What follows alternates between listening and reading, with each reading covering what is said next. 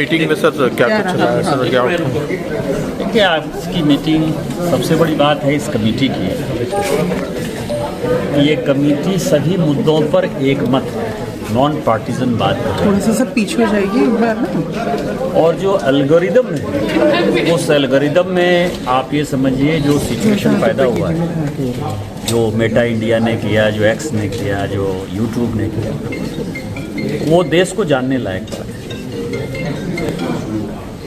कि BJP, Congress, Samajwadi party, आम आदमी पार्टी सभी के यदि एल्गोरिदम में व्यूअरशिप को देख लीजिए तो वो व्यूअरशिप जो है केवल 23 मिलियन, और जो न रजिस्टर्ड पार्टी है न रजिस्टर्ड एनजीओ है, स्ट्रीट पर किसी तरह के बहकावे में है, उसका जो एल्गोरिदम है वो 27 मिलियन। सभी पॉलिटिकल पार्टी मिलकर 23-24 मिलियन पर है, वो अकेले वहाँ। अभी एंटी रिजर्वेशन एक फोरम बना है 5-6 दिन पहले, वो 7 मिलियन पर। और उसका कारण है कि इनकी एक पॉलिसी है कि ये नए लोगों को तरजीह देंगे तो पुराने लोगों को तरजीह नहीं देंगे। दूसरा जो सवाल ये है कि मेटा इंडिया ने प्रधानमंत्री जी के जो कंटेंट को हटाया, ये मेटा इंडिया पहली बार ऐसा काम नहीं कर रही है। आपको यदि ध्यान हो तो जनवरी में जकरबर्ग ने खुद से ही स्टेटमेंट दिया कि 2024 का चुनाव जो है हार गए।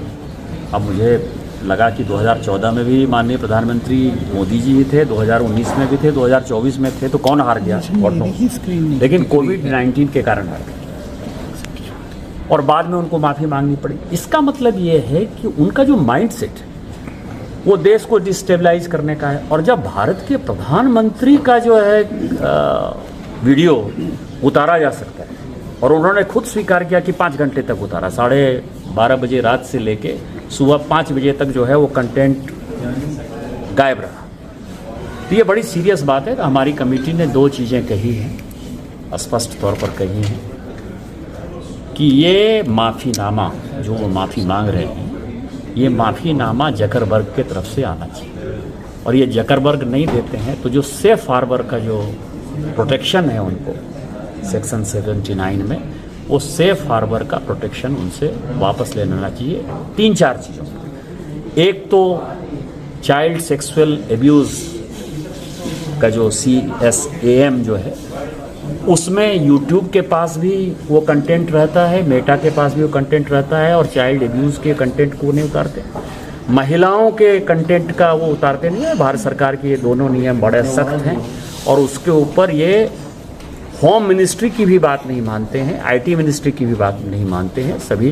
तो हमने कहा है कि इन सारे चीज़ों में और कई एक चीज़ों में, आपको पता है कि तेलंगाना की जो कांग्रेस सरकार है, वहाँ के चीफ मिनिस्टर ने मेटा इंडिया के ऊपर जो है FIR किया है, चीज़ें किया है। हमने कहा है कि इन सबों से सेफ हार्बर ख़त्म कर लीजिए।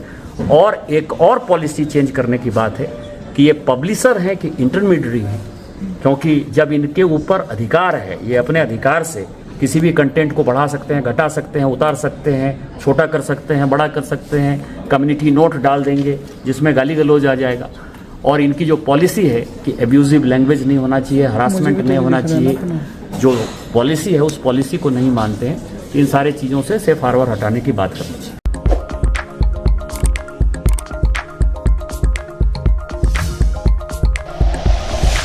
Like and share videos, subscribe करें हमारा चैनल और प्रेस करें बेल आइकॉन। News 11 भारत, सच है तो दिखेगा।